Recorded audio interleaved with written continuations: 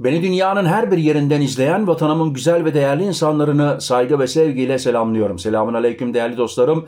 Sıla yoluna çıkacak olan herkesi çok yakından ilgilendiren çok önemli bir uyarıyla karşınızdayım.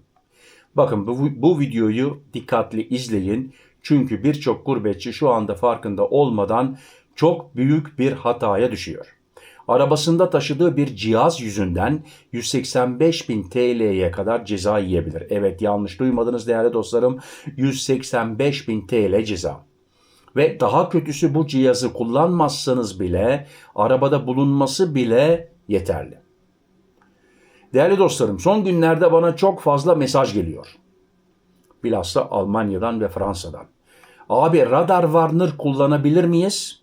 Abi, Waze açık olursa sıkıntı olur mu? Abi, bu cihazlar gerçekten işe yarıyor mu? Şimdi bu soruların hepsine net ve açık cevap vereceğim. Ama önce şunu söyleyeyim. Bu cihazlar sizi kurtarmıyor. Aksine sizi daha büyük cezaya sokuyor. Peki radar Warner nedir? Şimdi bunu bilmeyen dostlarım için radar Warner dediğimiz şey arabanın içine koyulan veya telefondan çalışan bir sistem. Ya telefondan veyahut da ekstra bir alet alıyorsun, radarı önceden tespit ediyor. Yani radar yerlerini önceden söyleyen sistem bunlar. Bazıları 2 kilometre önceden uyarıyor. Bunlar kuvvetli olanlar telefonsuz çalışıyor. Bunlar daha 80 senelerinde vardı. Bazıları bip bip alarm veriyor. MediaMarkt'ta satılanlar, şimdi reklam gibi olmasın, yasak, almayın. Bazıları da telefondan çalışıyor. Ufak alet, telefonunuzdan bağlıyorsunuz, ileride radar var diye size bilgi geliyor. Ama burada kritik nokta şu: bu sistemler birçok ülkede yasak. Yani hemen hemen hepsinde yasak. Yasak ülkeler, bakın burası çok önemli: İsviçre, Almanya, Fransa, Belçika. Şimdi arkadaşlar, hepsini saymaya kalksam aman Allah'ım, Sırbistan, Macaristan, Bulgaristan, hepsinde, yani İtalya, ama dikkat. Bu ülkelerde radar dedektörü kullanmak yasak.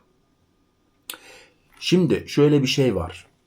GPS navigasyon sistemleri var. TomTom filan aldığınız MediaMarkt'tan. Diyelim ki Avusturya'ya girdiniz. Onlar mesela diyor ki ileride radar var diyor. Öyle oldu mu serbest.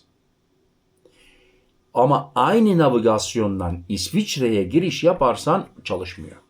İleride radar var diye göstermiyor. Onu o ülke blok yapıyor. Göstermiyor. Ama sen Avusturya'ya girdin. Bakın, Avusturya'da o GPS'ler navigasyon üzere serbest. Ama polis şimdi bazen yol kenarına ufak radarlar koyduğu zaman, sen de yeni oraya gelirsen, onu kimse bildirmediyse çekebilir seni. Sen şimdi o radarı gördün, orada tabii ki diyorsun ki burada radar var diyorsun. Sistem bunu alıyor, not ediyor ve diyor ki gelecek yolcuya dikkat diyor, oraya sen yaklaşıyorsun, orada radar var diyor. Onlar öyle çalışıyor. Şimdi bu biraz evvel söz ettiğim radar Warner'lar sadece kullanmak değil, arabada bulundurmak bile yasak. Çeşit türlüsü var. Yani gidip sorup soruşturduğunuz zaman, hatta MediaMarkt'ta satılıyor ama son aldığım bilgilere göre yasak gelecekmiş. Yani Almanya'da da satılması yasak olacakmış. İsviçre'de yasak, alamazsınız. İsviçre'den çok bazı gençler gidip Almanya'dan alıyor. Ama yasak. Şimdi en kritik yere geldik. Türkiye'de yasak. 185.000 TL'ye kadar cezası var. Ve polis memurları ciddi bir şekilde bunu araştırıyorlar. Arabanda var mı yok mu? Eğer bir de bunun ticaretini yaparsan 370.000 TL cezası var. Yani arabanda 10-15 tane bulurlarsa, ticaretini yapıyorsa 370.000'i de bayılırsın. Ve 185.000 de üstüne senin arabanda çalıştığı için. Şimdi ne oluyor? Cihazlara el konuluyor ve geri alamıyorsun. Avrupa'daki durum: Almanya'da uygulama bile yasak. Yani telefonda Waze açık radar uyarısı veriyorsa ceza yiyebilirsin. Fransa'da 1500 euroya kadar cezası var. Bazı ülkelerde aracı bile kontrol ediyorlar. İsviçre'de yaşayan dostlarıma sesleniyorum. Cezaları çok büyük. Yani 3000-4000 franktan bahsediyoruz ve ehliyetine el konulur. Dikkat. En büyük yanlışlık burada. Şimdi en büyük yanlışlık, birçok kişi diyor ki abi ben onu gizledim. Kimse görmez.